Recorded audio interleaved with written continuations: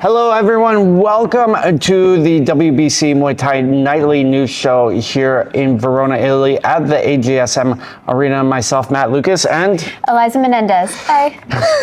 So great to have you here today, Eliza, and we have a lot to talk about. A lot of action going on. It's day 3 of the tournament, so it's the semifinals or tomorrow. Semifinals. Tomorrow's the finals. Yeah, but some people have been getting gold, I think, today. I know Cheche from Team US just got gold from England. So a few athletes already moving on in the tournament, others going into the finals tomorrow. I know some athletes are fighting for the gold tomorrow. You are from Team USA, obviously. What sort of action have you seen from the Americans? A lot of just going forward, just hitting hard and fast, and just being freaking brutal. Like, we have a couple people from Hawaii that have been coming forward and just showing what Hawaiians bring when they come into the ring, which is a lot of brawling, a lot of strength, and just showing off what they got. Yeah, always good to see our fellow Americans do well. We also saw a lot of other athletes from around the world, Poland, Australia, Mongolia, France, Italy. Germany. There's a lot of people performing. Talking about Germany, you can't not miss Tobias Schmitzel, who took on Lewis Brown from Australia. Tobias came out with, I believe, a TKO win yesterday and again with a TKO win today. So he started off the fight with a push kick, and that was it. He took out Lewis Brown, and the fight was waved off by the referee. So Tobias, a real rising star right now, and I think he will go on to the gold tomorrow, and I think a prosperous future. Were there any particular fights that you saw caught your eye? Okay, so for me, it was, so I'm a little biased. It was Cheche versus England. Cheche is on Team USA, and she was a lot shorter than the English girl, but she was able to keep out and kick and then come out and have her chase her, and was just able to really handle herself even when the girl would try to clinch and like throw her down on the ground. Yeah, I've seen a couple different things sort of happen with the tournament in terms of fighting and fighting styles. One is the fighters staying out of the clinch because when they get wrapped up, it gets a little messy. So we saw fighters like Thai athlete Tanakrit Wichangan Samu. He took on Poland, and he stayed on the outside, scoring with beautiful body kicks and not letting the Polish athlete come into the clinch, coming within kicking range. That said, his fellow countryman, though, Techin Chai Sanggat, took on a fighter from Mongolia. Techin got rocked in the first round brutally, and then in the second and third he had to move forward, clinch up, and drive at the knees. So what I've seen is two very different styles. I saw Lonnie Williams from Australia take on English American woman, and the Australian Lonnie was able to just clinch and drive in the knees, and it basically fatigued the American out, and a pretty clear win. Were there other developments that you saw in the fighters? So for fighters, it was mostly America had to we had to put in more pressure, make our punches and kicks and knees and elbows stronger, not just focus on points, because we actually had, they have to hurt their opponent. It can't just be like for points, being like fluttering and stuff like that. It has to be like hard. Yeah, and something that hits hard, of course, is our sponsor for the show, Arwut. They are a gear company based out of Thailand. The factory actually located just southeast of Suvarnabhumi in Samut Prakan. So they sponsor a lot of athletes like Max Vicker, Seksan Orkwan Muang, who fought last night against Muay Thai, Chad Collins, of course, along with a few shows in Australia. So thank you so much to our good friends at Arwut. Their information will be linked in the bottom of this.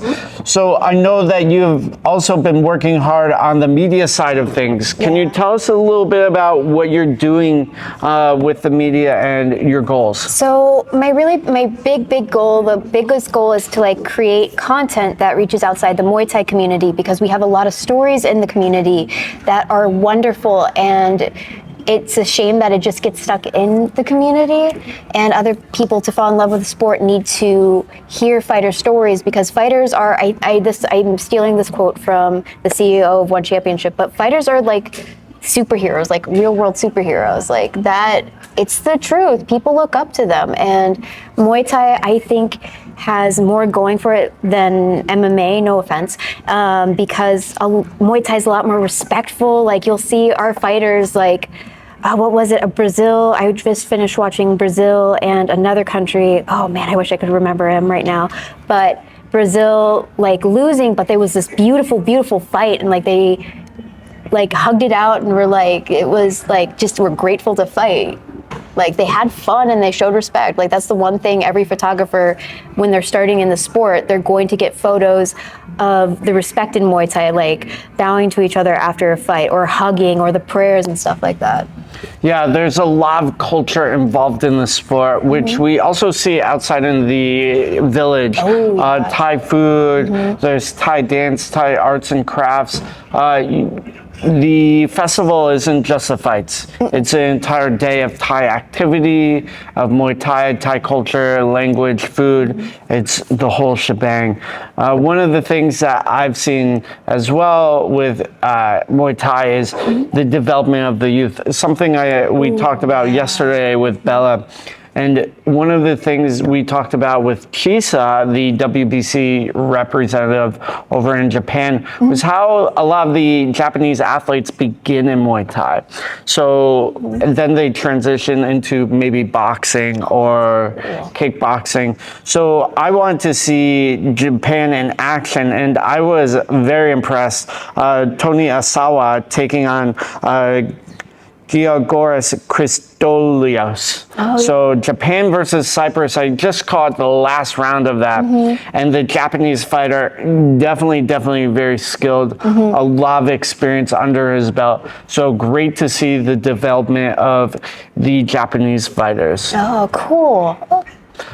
So speaking of development, you have also been documenting some of the athletes in particular. Whose story do you think has stuck out to you the most? Oh, that's so hard.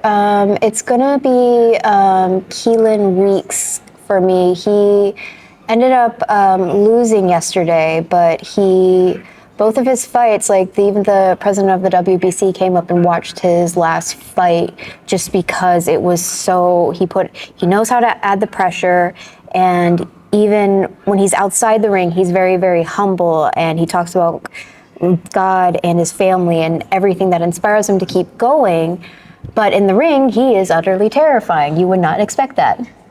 Yeah, he's obviously another shining star, something we've talked about before in the podcast. And what we're seeing here in the tournament is different shining lights, different athletes that will definitely be taken notice of, both regionally and internationally, because the Tanapol, the Major General for WBC is in attendance, Kevin Noon, of course, and other ranking officials in the sport. So when you perform in front of them, they take notice, and they're going to end up giving you more opportunities for the future. That is actually the really cool thing about the Amazing Muay Thai Festival, is that a lot of people will get more opportunities just because they get to show what they can do. And let's be honest, tournaments are a lot harder. Tournaments are a lot harder for fighters. They have to be on weight for 3 days, or 3 or more days, and they have to sometimes they have to fight multiple times. So that's much more impressive. Like, okay, no offense, but like that's hard. That's impressive when you get gold at the end of the day. Yeah, for sure. And so wrapping things up, is there anything you wanted to talk about that we didn't get to touch on? Oh, I really wanted to talk about this because I've gone through where coaches will ask me what did I think of a fight after photographing it if they didn't agree with the decision of it. When I'm photographing or even getting video of a fight, as much as I love watching the fight, I'm not really watching the fight. I'm thinking about focus. I'm trying to follow the action. I'm making sure the lighting isn't changing and all that stuff. I'm not counting the points like Pete is or the judges are. So it's just like, I wouldn't rely on photographers or videographers to do it, especially if they're there to make people look good. Yeah, I think that's a great point about the difficulty of judging, because there are 3 judges and they're each viewing the ring from a different angle. They need to be focused on that particular job. Being a cornerman is different than being a judge, which is different than being a timekeeper. You know, the referee in the ring might be looking at things differently than the judges ringside. But through having a very good ecosystem, we're bringing a lot of opportunities to athletes. So with that, wrapping up, thank you again so much to our sponsors, Arwut, for helping us out with this nightly news show. Definitely check them out. A great gear company based out of Samut Prakan in Thailand. Thank you so much to Bond for these navy blue gloves. Oh, those are really cool. I actually really like those. Those would be fun to photograph. Well, maybe we'll start taking some photos and tune in tomorrow as we bring you the last day of action from here at the AGSM Arena in Verona, Italy. Thank you so much.